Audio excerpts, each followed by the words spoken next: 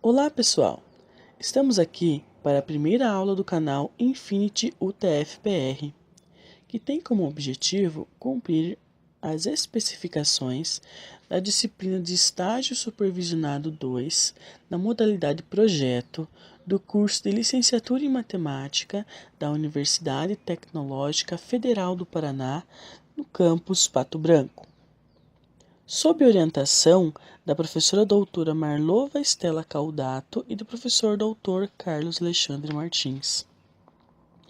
O tópico desta primeira sequência de aulas é a função exponencial. Para iniciar esta grande missão, vamos para a definição. Então, definição, primeiramente, é um enunciado que explica o significado de um termo.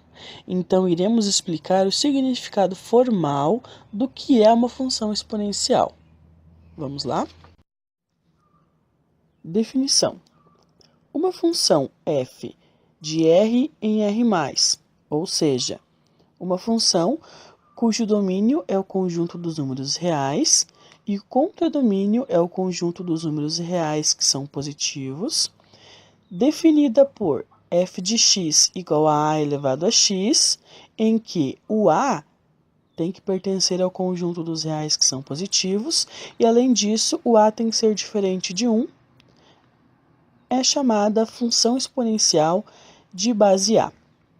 Então, note que a função exponencial é um tipo de função bem particular, ou seja, que tem algumas condições bem específicas.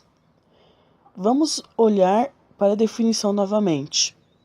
Então, nós temos ali, a função f de R em R+, definida por f de x igual a na x.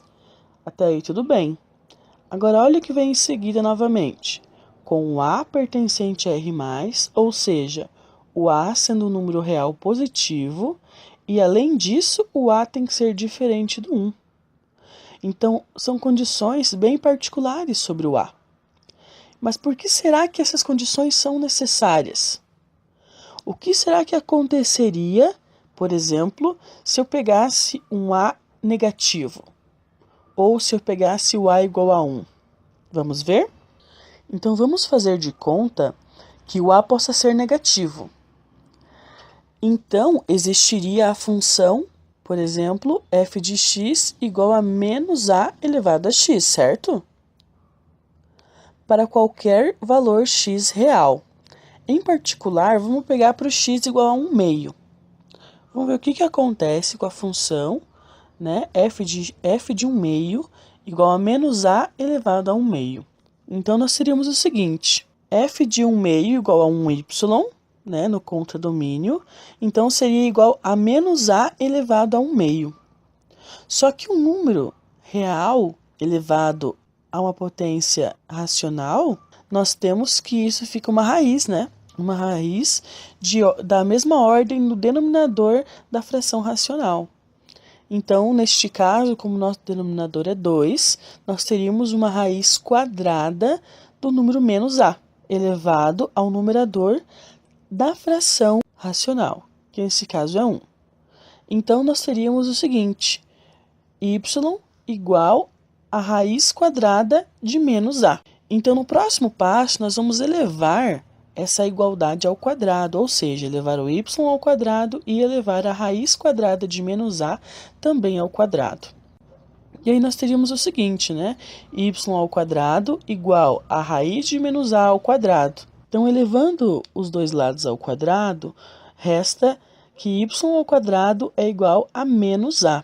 Ou seja, nós temos um número real elevado ao quadrado, nesse caso y, resultando em um número real negativo. Mas isso não pode acontecer, pois todo número real elevado ao quadrado, seja ele positivo ou negativo, sempre será positivo o resultado desta potência. Então, deste modo, se a pudesse ser negativo, resultaria em um absurdo matemático. Logo, este é o motivo de a ser restrito aos positivos. Então, já encontramos aí uma justificativa, para que na definição de função exponencial, essa condição exista. né? Senão, se essa condição não fosse imposta, nós estaríamos gerando absurdos matemáticos quando nós fizéssemos, por exemplo, essa função aqui, f de 1 meio igual a menos a elevado a 1 meio. Outro fato sobre a, que é dito na definição, é que a não pode ser 1. Vamos fazer então um pensamento análogo que nós fizemos para o a negativo. Então, se a pudesse ser igual a 1, então, para qualquer valor de x, aconteceria o seguinte: nós teríamos a f de x igual a 1 na x, sempre igual a 1.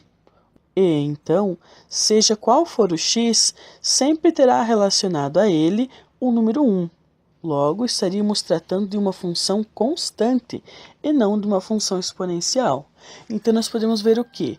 Que se o a pudesse ser igual a 1, nós conseguiríamos gerar uma função constante, né, dentre as funções exponenciais. Então, este é o motivo para que exista esta condição especial sobre o a também. Então, pessoal, aqui termina a nossa primeira aula sobre função exponencial. Eu convido para que você assista o nosso próximo vídeo dessa sequência de aulas, que vai falar sobre o gráfico da função exponencial e também sobre algumas conclusões bem importantes que nós temos sobre esta função. Lembrando novamente que no final dessa sequência de aulas você terá disponível uma lista de exercícios com resolução para que pratique tudo o que aprendeu com estas aulas. Obrigado, até mais.